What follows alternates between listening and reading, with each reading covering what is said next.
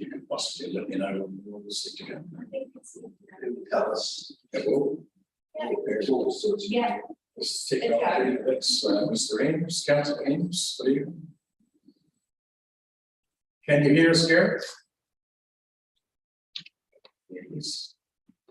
No problems, team. Good afternoon, good evening. We may, if there's too many come online, we may have to drop the videos, but no, all good with me. Hi, Rebecca. G'day. Screen up, okay. Evening, Rebecca. How's things? Is it warm over there? Lovely in this nice heated chambers. I just love it to pieces. It wants a bit of carpet on the floor, it would make it a lot better. Good call. The acoustics would be improved too. Yes, I agree. Okay, so we'll kick off and welcome everybody, and thanks very much for giving up your, is it Monday night? Yes, it is. On this dreadful evening. The drive over here from Taranaki wasn't too bad, and it's nice to see the bridge still remaining open, and hopefully it'll stay that way until we finish the meeting so I can go home. Welcome to members of the public, thank you very much. So I'll start with formalities. This extraordinary meeting is being held in person at the Supper Room, Waihinga Centre, Texas Street, Martinborough, and via audio-visual conference. All members participating via video conference will count for the purpose of the meeting quorum in accordance with Clause 25B, Schedule 7 of the Local Government Act 2002. The meeting is being live streamed to Council's YouTube channel. Thank you. So I'll call for apologies.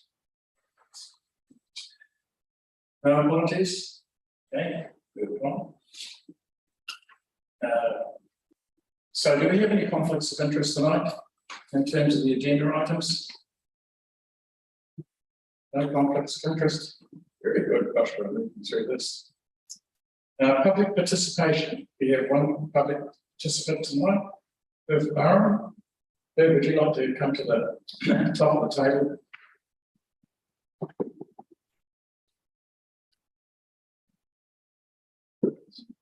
Thank you. Yeah, if you can. Yeah, it's a long way to go. We're having a small group tonight, so Actually, this is weird. fine. Sit on there. You probably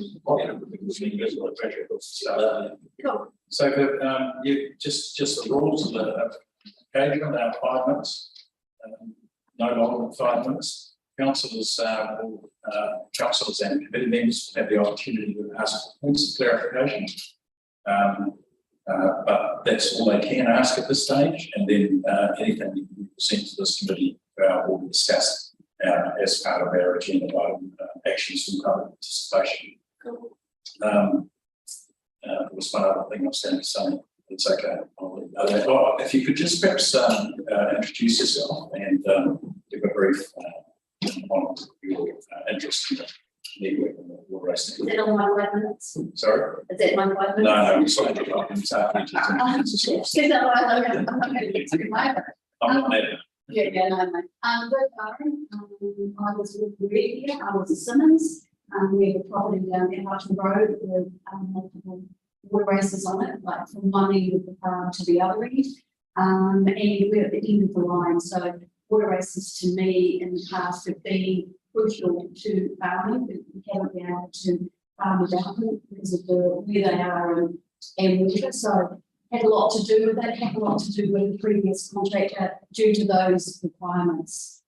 So yeah, I'm using that to talk about our farm and going forward where things are. Excellent, thank you, Bert. You can start your presentation. Cool. I put an application into the council for the application was to, as part of our farm, because the water road runs right from one end to the other, with the changes from the regional council and PNRP. And the new thing is that they're highly modified waterways. Part of our subjunction, I'm the only one that uses the rest of the water, and then it goes into one of the streams further down. So if the water comes round, I want to close off part of the subjunction to stop the fencing and all the other reasons for it. It just seems silly to feed it all and not use it. So I would like, as in my application to close off that junction. I had submitted it to the council. The council unfortunately have sent it to Wellington to the land development, even though it's addressed to the Waterways Committee, and it's not at tonight's meeting, which is unfortunate. Going forward, so that's why I'm here, really, just to do that. But I also would like to say that in this process, I've been talking a lot with the regional council, and that the water races, as of the 1st of August or prior to that, have been reclassed as highly modified water races under the new PNRP. And this now restricts your cleaning. So if you go into some of their paperwork of the cleaning as of today, you can only clean one side of the water race, and the other side may be cleared within 3 months. Or if you want to clean 200 metres, you can do that, but then you have to leave a 10-metre length or 5% of the vegetation, and that can't be touched again in 3 months. So a lot of the waterways users need to know this information, because while the regional council may not charge you, they have a obligation that if someone makes a complaint, they actually have to follow it up, and there are consequences. I'm just going to go through, and then on the 1st of August, I was talking to Josie Winters today from the regional council. They've decided that they need to map the Maroa and the Longwood. They say that the Longwood will be finished by the end of September, and then they're going to decide whether they are artificial or natural waterways, and then they're going to come back to you guys and discuss that. So, I mean, this needs to go to the users of what's going on. For me personally, as they've been reclassified as highly modified water races and under the exclusion, they would have to be fenced. So for me personally, there's no point in fighting it. They all have to be fenced. And so that leaves the question of why have we got them? Because they're not fit for purpose, they're not fit for stock water anymore. And unfortunately, as far as I can see, they are a drain. And the council can't charge us if we've got them all fenced and you can't use them for stock water because they're reclassified. How do you charge someone for having a drain as in a highly modified water course? So you guys need to discuss how that's going to go going forward. And I think the biggest thing you've got is that the wastewater comes down the water races. As of lately, no one's charged the councils or the Greytown for the stormwater discharge, but under these new regulations, you also need wastewater or stormwater is actually classed, and you actually need to go to the regional council. So I don't know how going forward you maintain the water races and highly modified water courses if there's no rating on them. And I did a lot of work with the council in regards to the maintenance of that, because once Wellington Water took over the water races, I personally had a major problem with not getting water. And so I think Stephen a lot of stuff in regards to that. So I have a lot of paperwork, but I do believe that Wellington Water at the moment are getting 200,000 a year to maintain them. And I think that you guys, I'd appreciate if you could look at the contracts and see what you're doing compared to the old contract to what they're doing, and the costing of it. And I can give you my paperwork if you want to read it. There's emails and highlights and different things going on, and the request that I was hoping to get to you tonight that is somewhere in council, Wellington Water, I'm not sure. Well, just within your 5 minutes allocated time, thank you very much for that. Very well Sorry, received. there's a lot. So I'm just going to ask for points of clarification. I don't discuss the detail in this section, but points of clarification. So you mentioned that there's there are no other users past the point that you want to cut off. So I suppose Correct. And the map indicates literally it goes through the farm, then it turns into the council, what is it, the holding paddock, and then it goes down Bidwell's Road, but the subjunction just goes to the end of my farm and we into a waterway. And that's what the idea is. I've had Wellington Water out, I've had Collins seen it, I've had the regional council out. Basically, I don't want to do anything outside the main thing is that there's a culvert here. I just want to put a blockage in the culvert, turn the water So if there's a flooding or if there's anything goes wrong, the waterways will still be there. We can open it, or you guys can open it. I don't want to do anything major. I just don't want to fence it under the new regulations, under the PMP and the stock regulations. And one other question, and I suppose it's and on the ballot since late 2021 was about management. As unbiased as possible, how do you think that? For me personally, as someone on the farm that's trying to manage things, difficult. I spend, and it's in here, that there's a culvert outside my house, and I maintain that now. Like before, the old contractors used to do it. I used to see them Monday, Wednesdays, Fridays. If I went away on a weekend now, I got the security camera on the waterways to make sure that I've got water because I'm that concerned. But I'm there, I'm kind of there today. I went away for the weekend. I cleaned it Friday before I left, and this is the roadside, and then I cleaned it this morning in that pouring rain. They might drive up, but they never get out of the car. At least the other contractors I saw 3 days a week. I wouldn't have seen them maybe a month, you know, give or take. So You probably answered it. yeah, I'd like you to read what I've got written.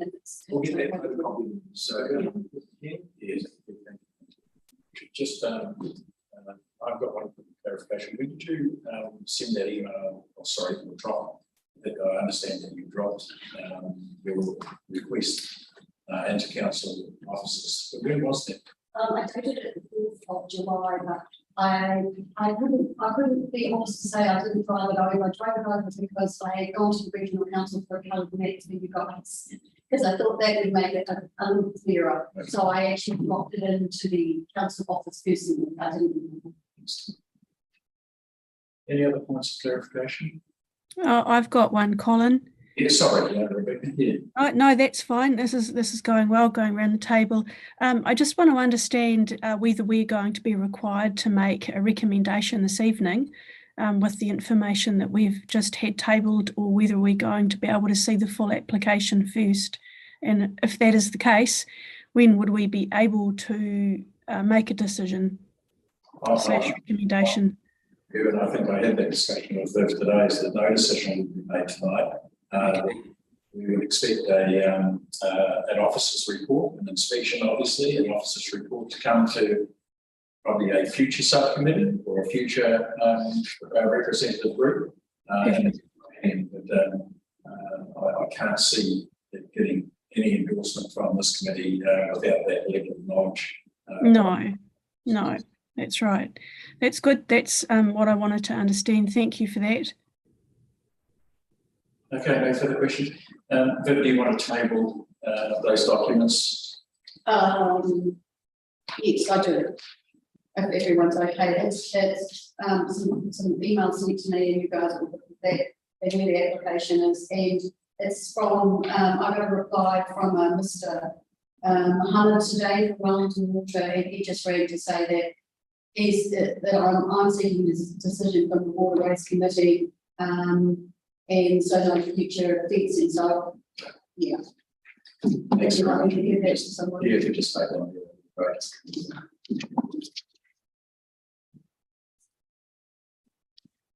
Thank you very much. Right. Excellent public participation, so we'll just carry on. With regards to Chair, with regards to the closing after the order, that's achievable within the Article 36 bylaw. So it's only the mentions that requires council consent to change, alter, or stop. Yeah, traditionally, and I had this conversation with Stefan today in terms of the committee, generally something of this nature would come before this committee for consideration, generally accompanied by an officer's report, and then a recommendation from this committee would go to assets and services for basically for final decision making back to council. So that's the process we've followed in the past, because there were, and one of the reasons that came about is that often officers were making a decision on the network, and the committee or in the early days, the user group were totally unaware of those decisions. And obviously officers move on at the end of the day. So it was really important to have that documentation and process to go through. So that's one of the roles that this committee was set up to do as well. So, any further questions? We are on action items from public participation. So see Wellington Water here. Who we got there? Steve Watt. So Steve, is it? Yes. And his dog. And his dog. Steve, I wonder if you could answer a question for me, please. I've been involved in this throughout the day, I've been heard, and also over the years as well. Wellington Water took over the running their water race network back in October 2020. Correct, yeah. Because the other three waters came over in 2019, and I recall at the time that we felt, this committee, the subcommittee felt that Wellington Water's knowledge of the network wasn't quite there where we were expected to be. So Bill Sloan was engaged for a further 12 months until that transition took place in October 2020. And Bill was obviously had a role to play in that transfer of management. So my question to Wellington Water is, what was Wellington Water's understanding of their responsibilities and certainly in terms of reporting back to council and to the water race network, water race subcommittee? Do you know what? Can you answer that? And the short answer, no. My role was to just ensure that we employed someone to maintain the water races, and we did have a specification of what to do forwarded to us, and we also so that's what we did. So it was a bit like yeah, I had a little bit of training from the handover from the previous maintainer, and away we went. So you had no knowledge of what the reporting requirement was back to governance? No. Okay. Not personally myself, no. So perhaps Stephen might have governance that so that everybody's aware of what Wellington Water are required to do. Yeah. Well, I wouldn't say it's fair from a council perspective how often or in what format Wellington Water Limited is to report on the operation, the management of the water race network. But I don't think that's fair from a council perspective. I mean, this committee meets very, very frequently, so it's not possible to time reporting to governance, and governance doesn't meet, you know, it would be only once a year. But that's not to say that there shouldn't be some regular arrangement between Wellington Water Limited and council. And I think, you know, I think that's something that I've learned recently and that could be remedied. And I think this committee could certainly express a view on what kind of information would be useful, and you know, the normal elements of something like the financial dimensions of the budget, the operation of the network, any significant issues, but you would also be able to express a view on other things that you would be important to see in that report. I don't think that's been done. Yeah, look, we obviously do some sort of reporting, but it's not like, as far as we're straight to this committee. What I'm not familiar with is how it does get to this committee. So we have Clayton, obviously, who's the water race maintainer, and he either communicates it to me, which we would then communicate to Adam Metson, who would, you know, any concerns to Stefan of your council. So anything to do with, you know, problems at the weir or the water races, or with our with the public, that would be conveyed that way. So we would go through Adam to convey any stuff to this committee. Yeah. Okay, so it's constant. It's got, and obviously I do report on budgets monthly with Wellington Water, and then that Adam then would take that up as well. and feedback.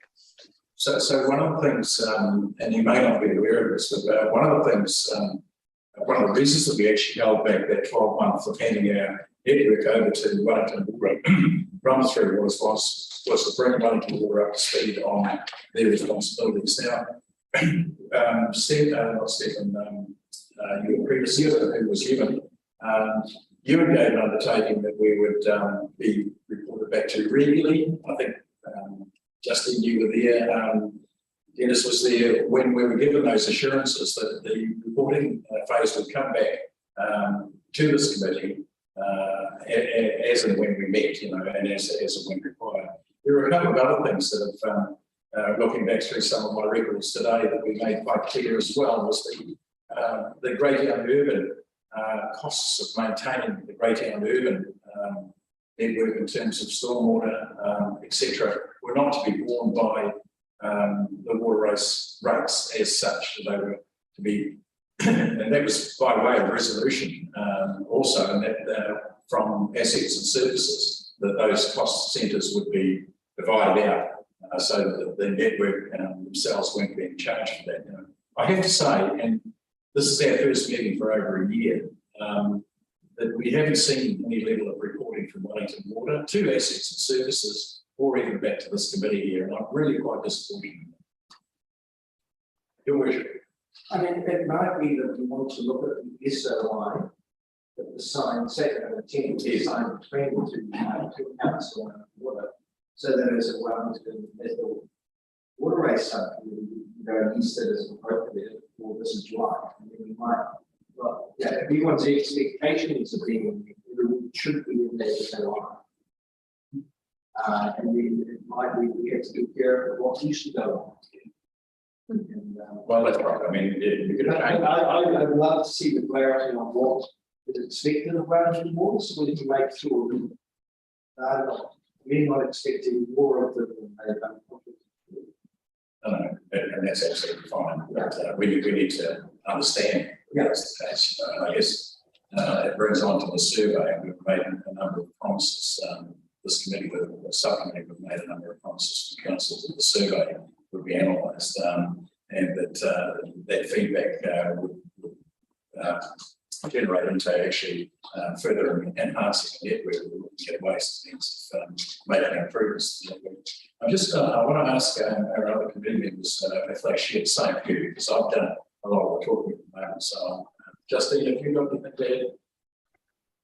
Thanks, and sorry I can't be there in person. Yeah, no, for me, yeah, like you said, it has been 12 months since we met, and I believe I might have been an apology at that meeting, so it seems a long time. And so one of the things I'd like to see is, can we get a regular schedule of meetings, even if they are 6 monthly, whatever's appropriate.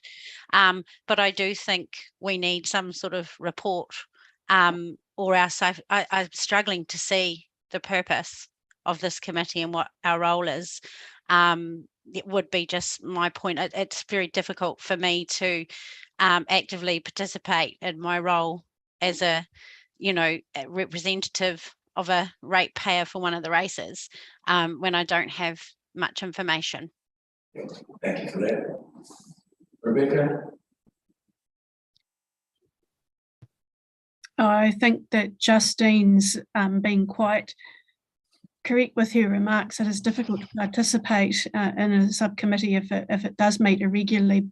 But I would add that there have been significant reasons why the committee has met irregularly, and we have tried to get things moving again and have not necessarily had much success in that space. I still think there's a place for this forum. It just needs a lot more structure with it so that each of the moving parts understand who's doing what and when and how. Thank you for that. Yes. I'd like to bypass Wellington Water a bit when we've got the massive floods. We've got to have a here, Longwood, and I have to ring up. So I really have to ring up the council Wellington Water, and contractor. And I'd like to go, Dennis brings up the contractor. Straight away, not worry about the bureaucracy in the time period And the stock without water for 2 days, 3 days. So, oh, the older jobs can be a good time. So, you need them, yeah. Or yesterday, someone was a red up. Because I just think that given the office doesn't itself.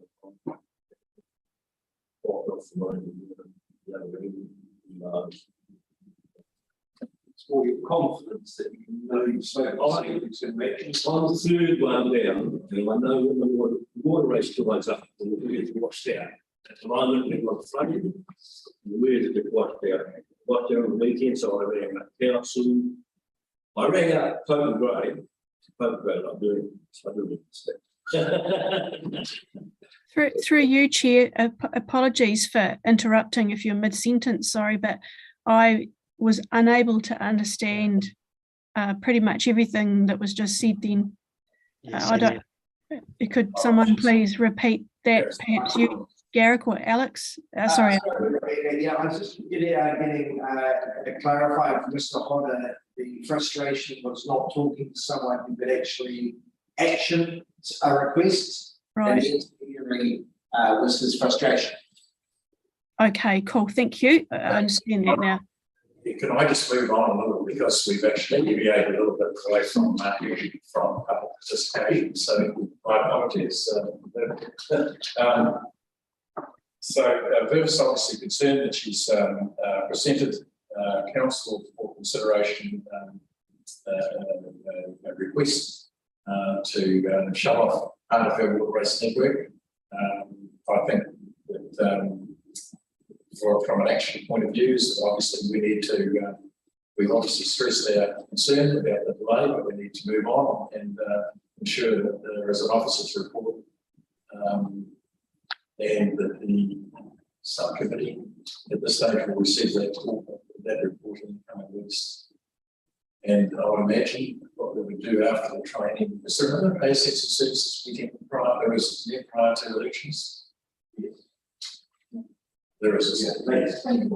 So I'm wondering if everybody on the committee was comfortable, if that report could be presented to assets and services for consideration and perhaps some sort of determination.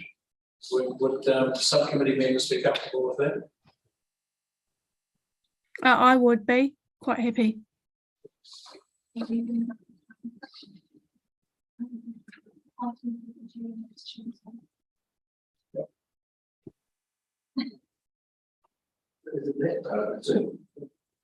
Yeah, so let's can we suggest that we make every attempt to present that at the next assets and services meeting, and that the assets and services committee will then determine if that report's available and will determine next steps either to recommend or decline for considerations.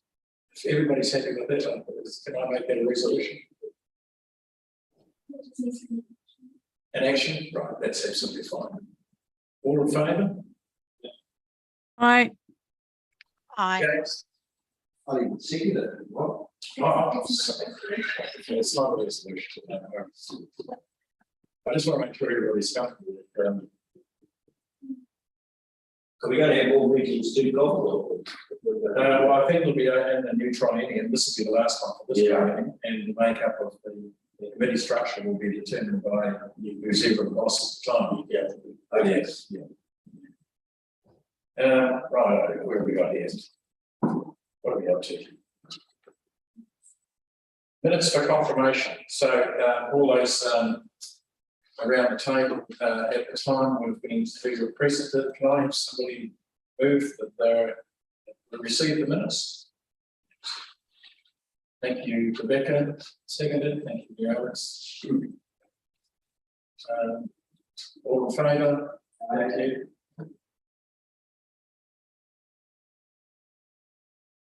Do we do minutes of insignificance?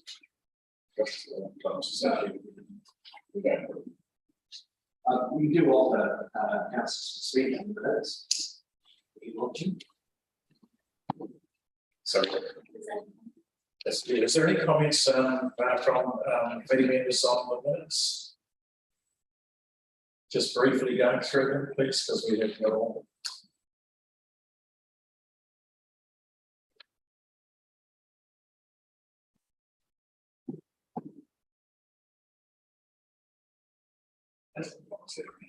I do actually, Colin.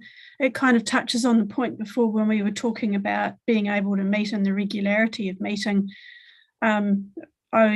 It's just picking up on one of those points that was looking at this subcommittee actually being made an advisory group rather than a subcommittee. Are we any further down the conversation with that? We can't be that much further given that we're currently meeting as a subcommittee, but what other conversation has been had in that space? I'm not aware of anything myself directly.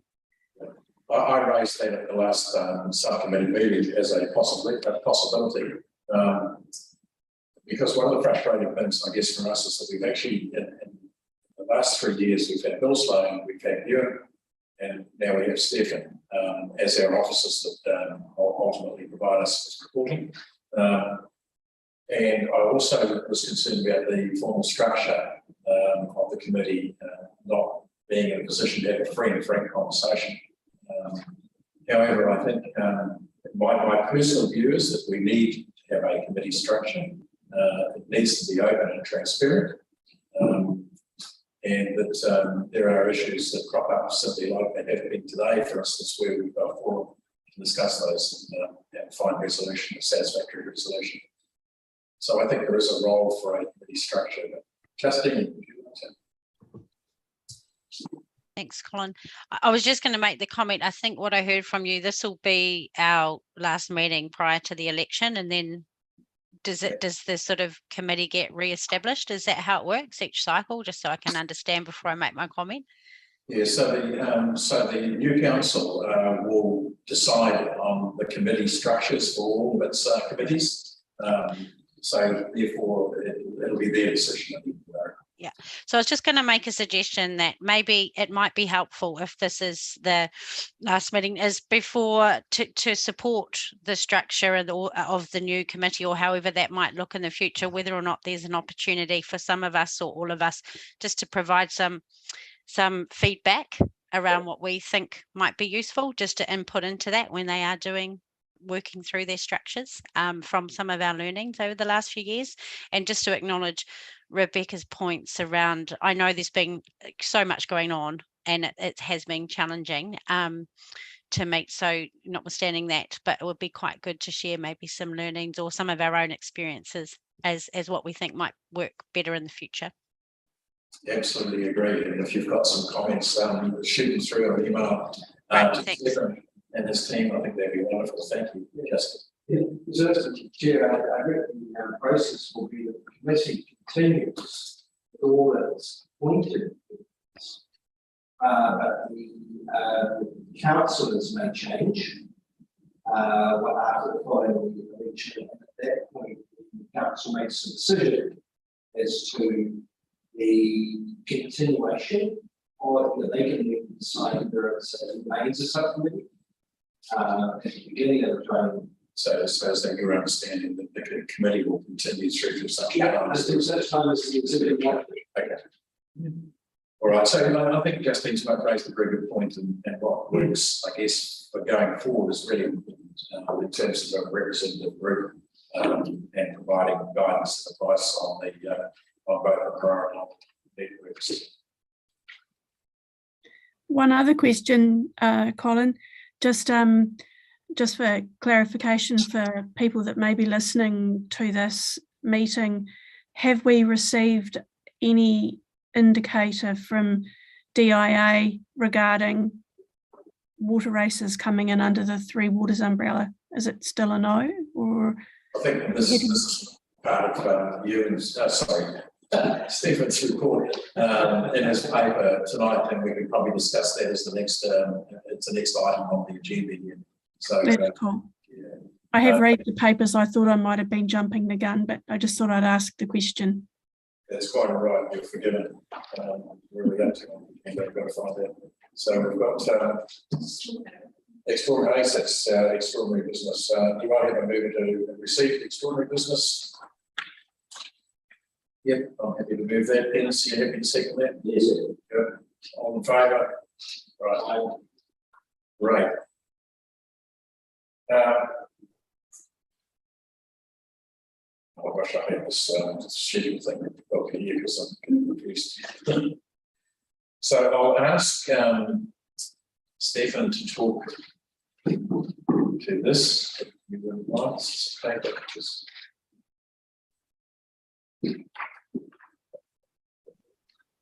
I think the basics operations, big slide at the moment.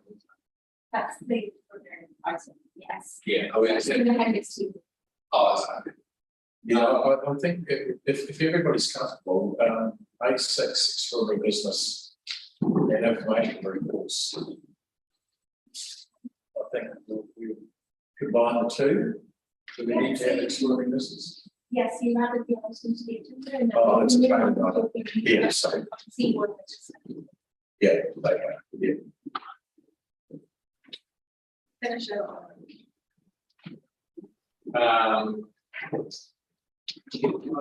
Chair, my is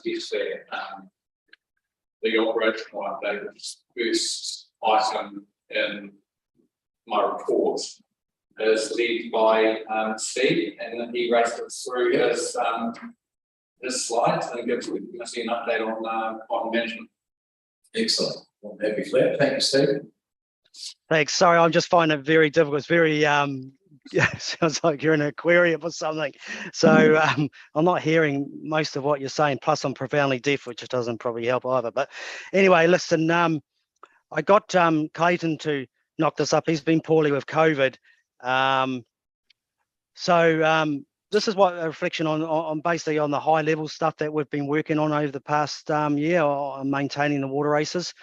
So the first slide, obviously the biggest thing is, developing relationships. That's probably paramount. So I've been guiding Clayton in the art of relationship management. So that's getting to know all the people, all the landowners, all the areas. So that was a big deal. Taking over the water races, because obviously the predecessors have been doing it for absolute years, and everybody knew everything was. So that was a big deal. We recently, as part of the consent process, got the consultants, Mott McDonald. We had to get them in because it was a very specialised type of measuring device. It's not what I'm sort of used to, which is mag flows and water meters and stuff like that. This was a Venturi thing, so we had to get specialists in to do that in conjunction with the local harvest contractors. And there's also some pictures of doing work on water races. Look, we try and do most of the work ourselves, but if we need bigger equipment and that, we're not geared up for that, so we will bring that in. And usually it is the likes of Pope and Gray, the great contracting firm over in the Wairarapa. So we did assist us, but if we can get the gear there ourselves, our guys are trained to use diggers too. Next slide, please. So can I just ask a question? Sure. So sorry, questions. Yeah. So that's is that Mara or Longa? More. That's Mara. Mara, yeah. Yeah, so you've got new telemetry has gone on there, is that correct? Yes, and that's what the harvest we had to do in conjunction with the actual consultants doing at the site, and then they use all their they've got to do some sort of calibration tweaking down their end. So was that a budgeted item from council, new telemetry for there? Was that I don't recall. Correct me if I'm wrong, Stefan. Isn't the telemetry consent condition? Well, I don't know, so I was going to ask about MRO consent and see where we're at with that as well. So is that one of the conditions of consent? I have to take that back, but I don't want to give you the wrong information, but it's strongly suspected as. Yeah, no, thanks very much for that. Carry on. Next slide, please. So just recently we with all the high river levels, the flooding and stuff like that. Well, I shouldn't say flooding, just high river levels. The long-winded intake weir was damaged, so we had to get in there and do the repairs to that, because that was really impacting on the flow of the water races. And we kept all key users as well informed as we could. Next slide. Any questions on that? Great stuff. Next slide, please. And that was, yeah, a bit of, we, respond to, rainfall events and yeah, if there's any growth and stuff that's inhibiting obviously the water races. Yeah, I was just any question from one of the public. I think it was Viv. I'm sorry, I've just been very struggling to hear this this conversation. Probably best to come over in person next time. But we do endeavour to try and get. I've been told, and can I give you what's been told to me is that we do go around once a week to during the peak times, which to us is between the end of September to about April. Every water race, our operator gets round. So this is attending events like this. As said, and if it's on private land, then our operator would ensure that the owner is contacted and advised to try and clear it. If it's on public land, we arrange to either do it ourselves or use a contractor if we have to, but we would do that ourselves. Next slide, please. I think it's so yes, there was quite a bit of overgrown stuff around the Greytown stormwater. So yeah, as the slide says, we're working with comms teams to increase awareness responsibly within the urban Moroa network in Greytown. Yes, it was yeah, Clayton being a bit cheeky there. Spot the water race, but that's his job to sort that out. And as I said, I was under the impression, I think to use, it might have been Rebecca's words, I need to get some clarity. I've got some self-doubt now too. I thought, well, I'm pretty sure that when we inform council as our main water race maintainer is liaising quite a bit with our technical officer, and then to our representative of Wellington Water at South Wairarapa, which is Adam Matson, and vice versa. We get information too. Yeah. So is there any questions on that? You wish to get a question? Yeah, Stephen, I'll try and speak into the mic, but what has the reaction been to urban water race users to examples that you've got on your slideshow? I'll tidy up the water races. Sorry, could you say that again? I'm sorry, I'm getting a lot of echo. What's the reaction been to comms? Yeah, comms. Yeah. Urban water race cleanup. I haven't. Well, it couldn't have been that bad. Well, unless someone's keeping it from me, which I doubt. I haven't had too much come through me from any source, from either from Adam Matson or from our water maintainer. It's just he said he's getting on and making sure it gets all cleaned up and the right people are informed, and which is, as I said, is which is you guys.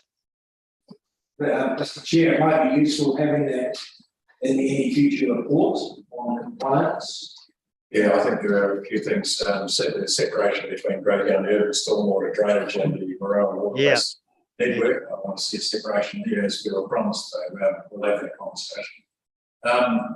I have a question in terms of the consent application for Moroa and progress that's been ongoing. We're actually operating on an expired consent at the moment, I think, for Moroa. Do you know? Can you give us a progress update on where we're at with that? With the calibration of the water meters. No, the resource consent application for the renewal of Moroa water race for extraction. No, I can't. So part of that consent was to get the meters all up and scratch, and that was where I'm at the moment.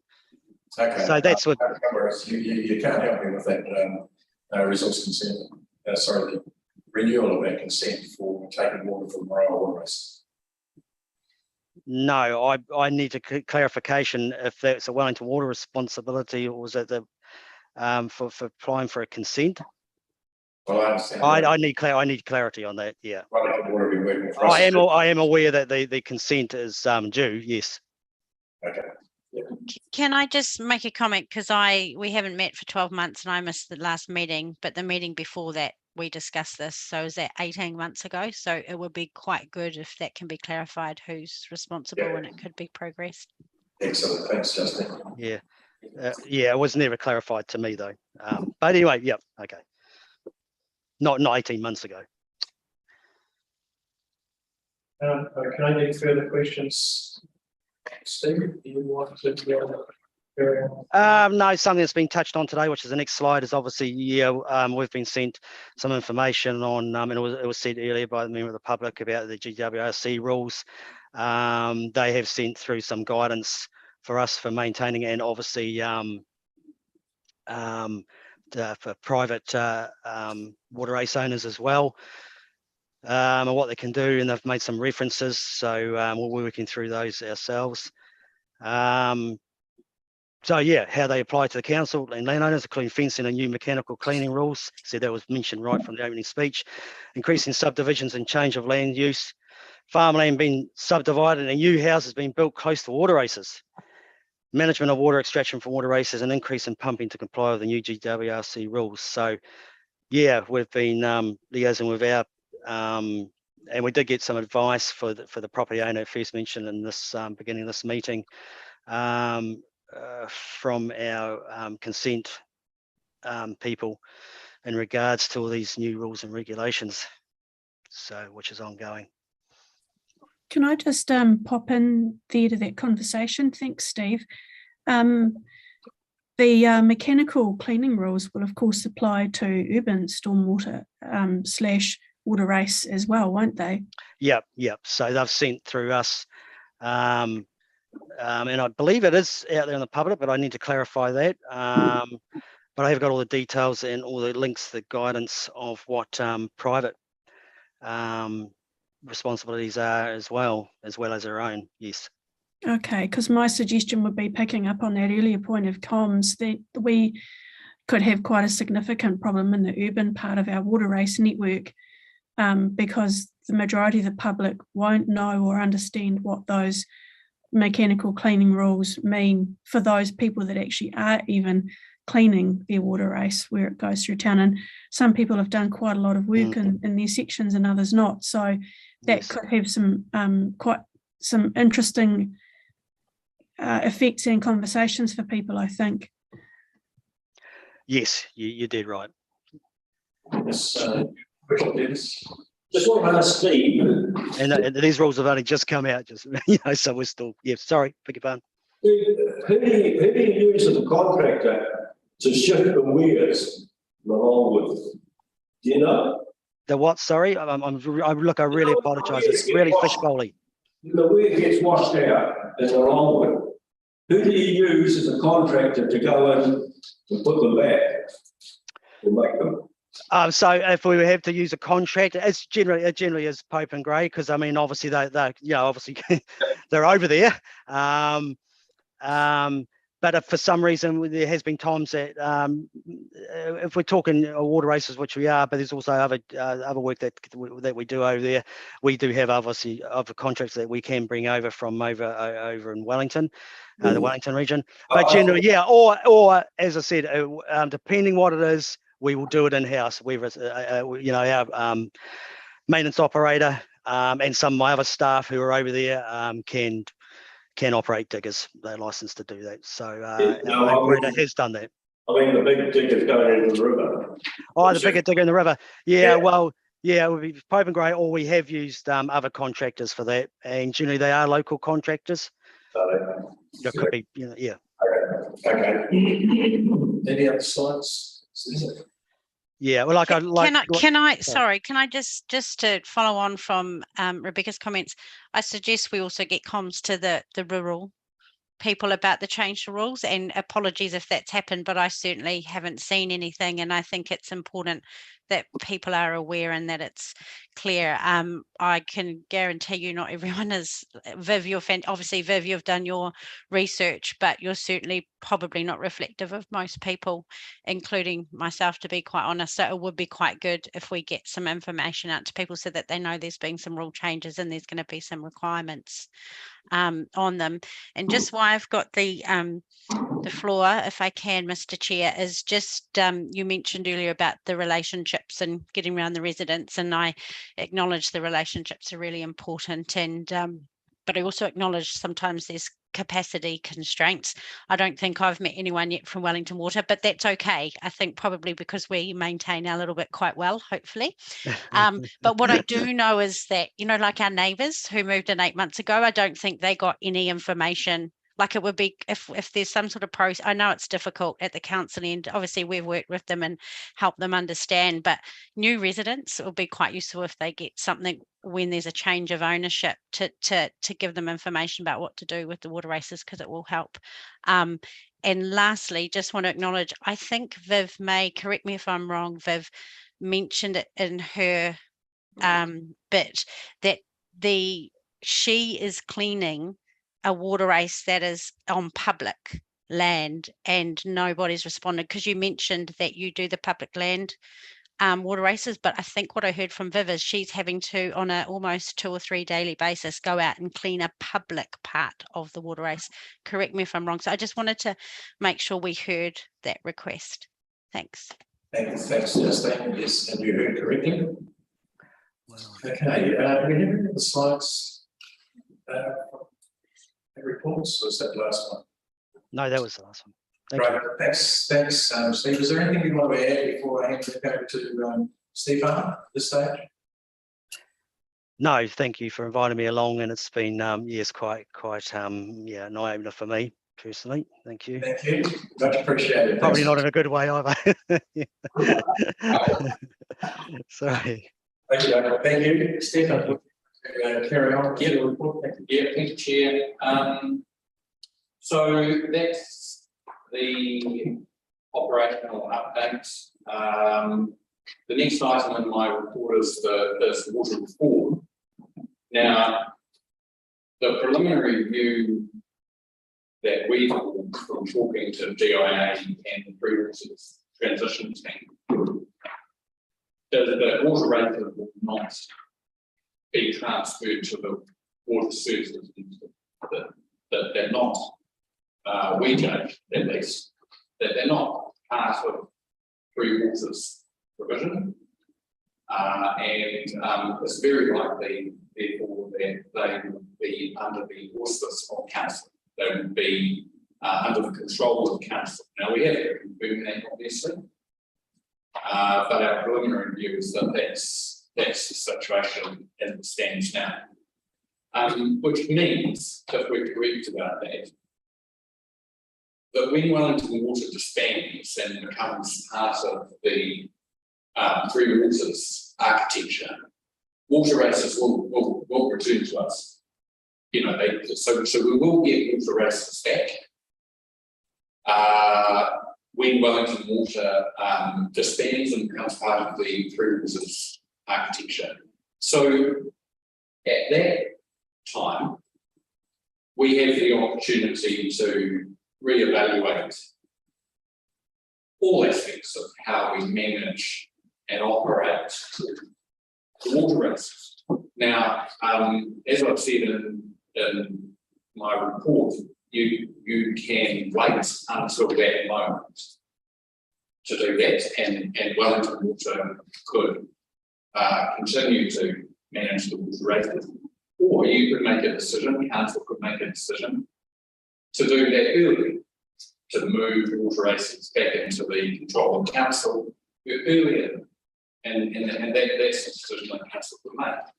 And if you were thinking about the pros and cons of that, you would be thinking about cost, and you would be thinking about whether the right capability, the right expertise exists, and whether how that would need to be built.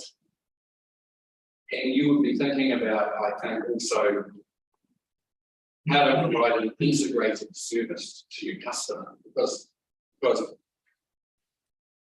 many of the comments that I'm hearing from councillors, from members of this committee, from members of the public, emphasise that what they want is an integrated service. They want a service that's got the operation and the management, it's got the consent, it's got the policy, you know, like stock exclusion and management of the water races under the new GW rules.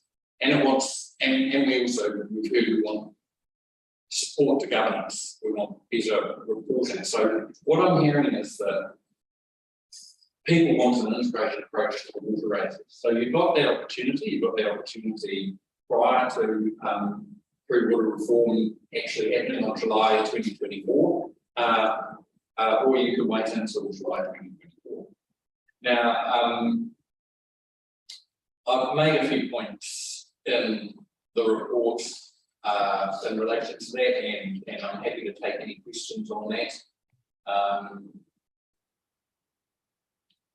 Before I move on to the regulatory changes.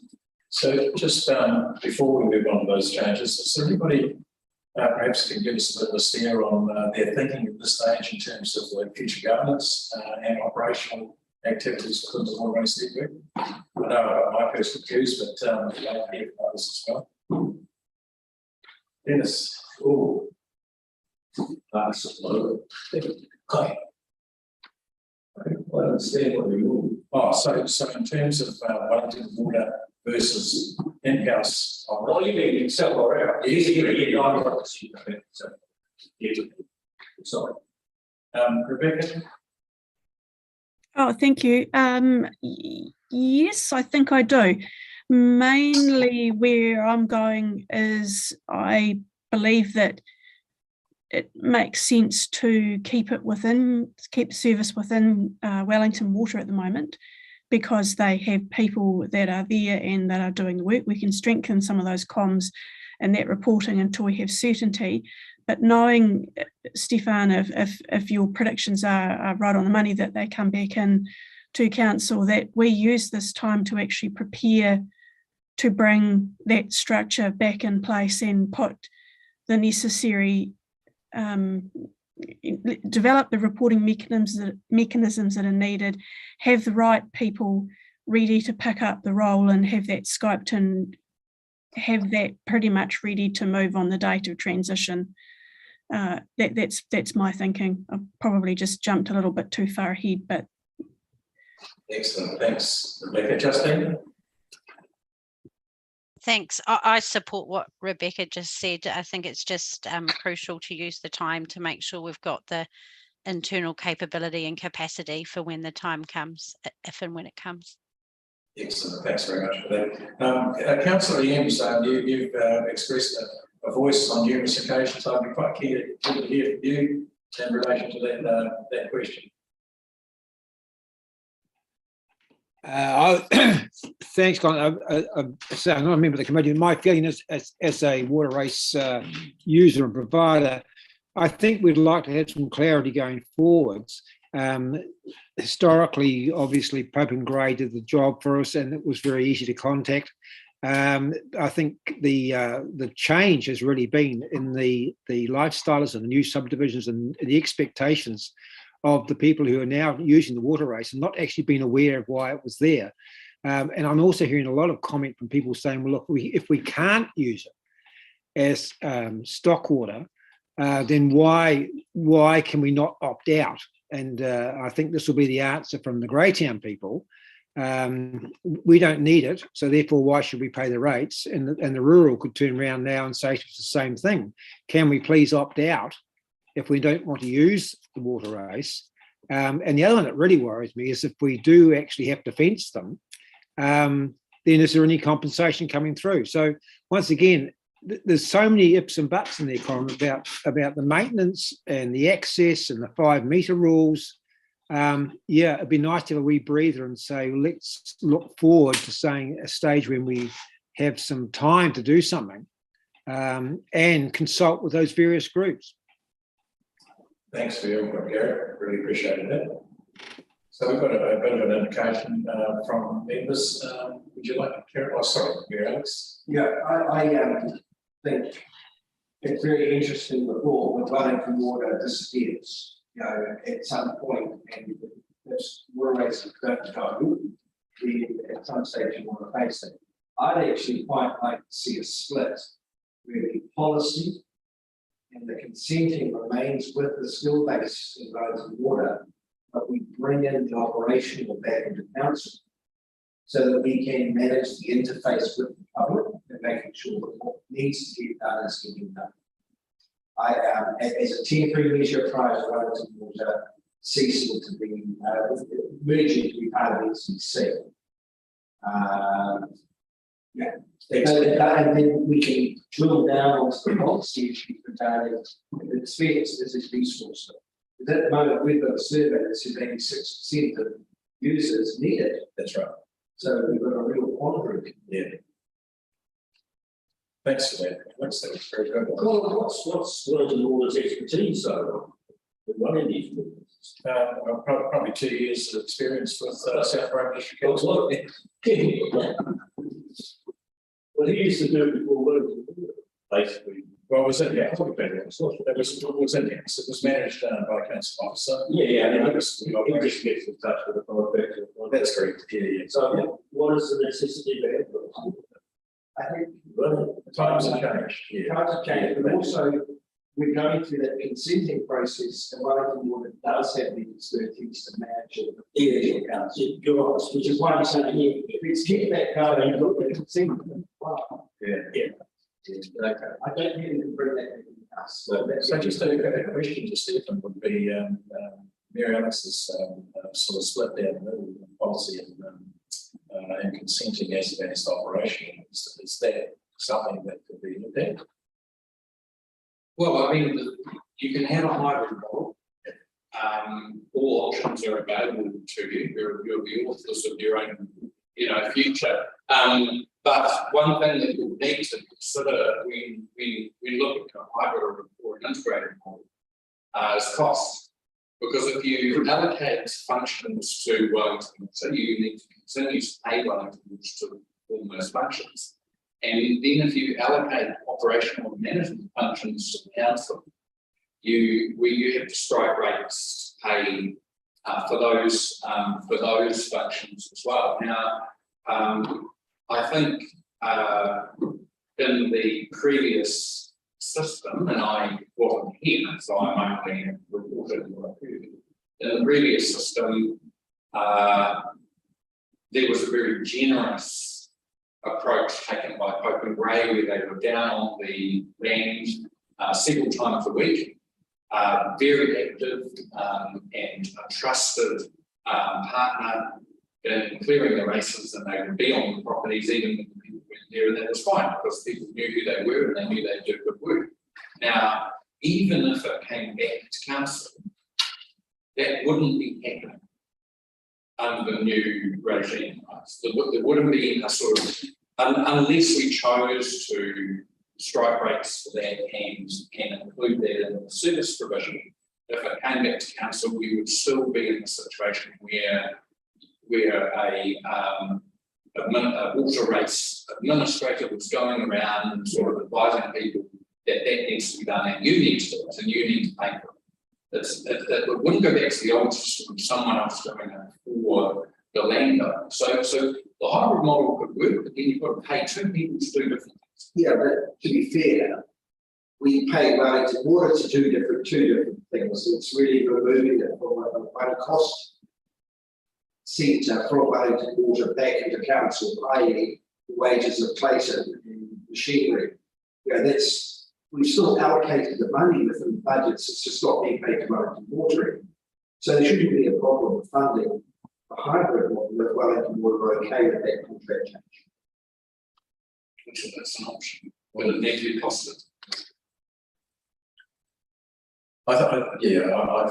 It's something for consideration. I think it's limited accordingly. I think it's, and I think that we should look at that as an option. I think it's a little late in this training to change a lot at this particular point in time, and I'd expect that some level of reporting would go back to the new representative group from. I'm not trying to make work for this. No, Stephen, carry on, please. So if we can move from the impact of reform on water races to regulation, I'd like to just open a conversation on the regulatory changes. Now, Viv, thank you for your presentation. Viv is right on the money in terms of what's happening in the regulatory space. The water races are categorised as highly modified waterways by the regional council, and that means that best management practice for highly modified waterways is the standard that needs to be used from today, from this week, on the maintenance, the management of water races. There's a question still of whether under that banner the water races are artificial or natural, and that is to be mapped. Once it is mapped, they'll be able to determine the final guidance to the public and to water race owners and users, because the regulations are different depending on artificial or natural. Artificial is much more permissive, natural is a little bit harder. So until that's done, until that mapping is done, everybody is being asked by the council to use best management practice for a highly modified waterway. Now, what does that mean? How do people actually do that? How intrusive is it? How possible is it? Does it carry any extra expense? We don't know all of that information. The public don't have, the users don't have all of that information. Now, the chair and I and Robin have met with Greater Wellington, and we've asked them to please confirm that information as soon as possible, get published guidance out as fast as possible, and work with us to as a channel. We've talked about holding workshops in the main centres and wards. We've talked about using our social media, our websites. We've talked about emails and drops to all water race users and owners. All of that is coming, but unfortunately, the reality is that Greater Wellington is way behind this. And they wouldn't mind me saying that they're aware of that themselves. They're way behind their comms. The data's ticked over, and we're all supposed to be informing, but unfortunately, they're not quite there yet in terms of the published guidance. Now, that's sort of in relation mainly to the management of the waterway and what kind of machinery you use to cut the vegetation and how you clean the bed of the waterway, etc. Stock exclusion is a little bit different. Stock exclusion should be no real surprise to any farmer in the South Wairarapa. It's certainly been flagged for many years, and now it's here as part of Central Freshwater and as part of the new rules from GW. Now, water races are going to have to be fenced, but what we don't know is, can they be fenced in a way that permits stock to use them? So can they be fenced with an electric wire so that stock can sort of lean over and use the water without touching the wire? Can are there flexibility within the fencing rules for waterways that will allow them to be used for their original purpose, which is stock recirculation? Because it does seem a little bit nuts to, yes, it does. So we don't know what those rules are yet. We do know that, of course, it's possible for you to pump water out of the water races and put them into troughs and use them to recirculate this chat. That way, water may not be enough water at certain times of the year. Of course, that could be an added expense to the landowner, and that could be considerable expense. So stock exclusion is a little bit clearer, but you'll appreciate from what I'm saying that we still don't have all of the rules and especially the flexibilities locked down. And I'm sorry to not be able to give you more information. Look, I think that's where we sit. Without the regulator right behind us with published rules that we can be confident in and start disseminating to our users, there isn't a lot more to say. So we're not going to be sued as of No, August the 2nd. no, You've got to stop it. So just to add a little bit of weight to but a little bit to the conversation, as Stephen alluded to, you two, we met with Greater Wellington in terms of getting some clarity. They've given assurances that they would come back to us with their interpretation as against theirs, and also a public engagement session where we can inform their users on the network.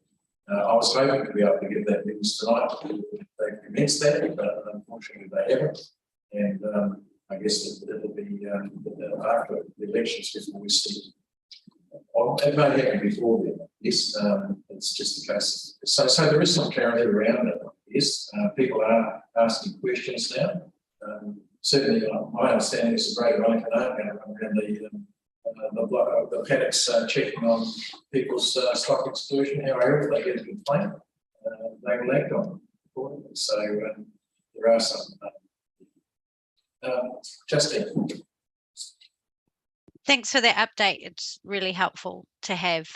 So I do just wonder too, if you think it's going to not be till after the election and it's totally management's decision to decide what they want to do, but whether it's worth sending a note to the landowners that use the race to just let them know this stuff, so that they're aware that they don't need to worry about it just yet, but change is coming and clarity will be coming. But it's just a suggestion. Because like you said, people are starting to ask and they will start talking and start filling the gaps. So I think it's probably quite useful to send a note just saying the rules have changed. We'll be in contact soon once we get clarity or something like that. Excellent. And that's what will happen. That's my okay, great. Thank you. Yeah, thanks. Any further questions of Stefan at this stage? Gary. So just a question, Stefan, who is going to be responsible for enforcing this? Is South Wairarapa going to have to do this, or is Greater Wellington under the new entity going to be responsible for, because there's so many ifs and buts, and the 5 metre rule really concerns me, and the interpretation of that in the stock. So is that going to be a GW problem, not ours? Yes, the regulations will be enforced by the regional council.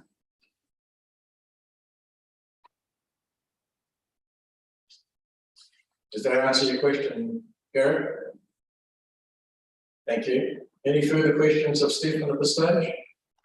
Can I just ask one further question, Mr. Yeah, Chair? sure. I'm just working on the assumption that Greater Wellington and all of this, these processes and where they've landed has all been done with engagement with iwi.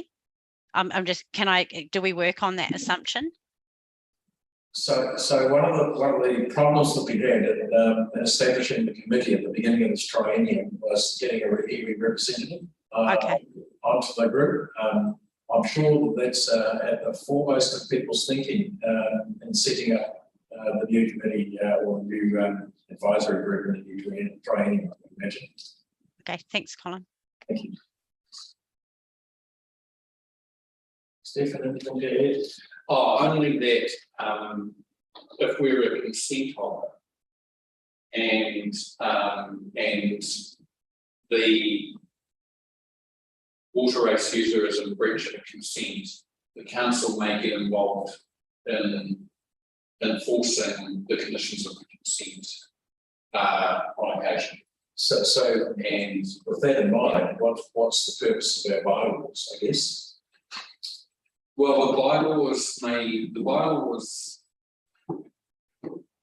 permit certain activities in the water races that are council controlled.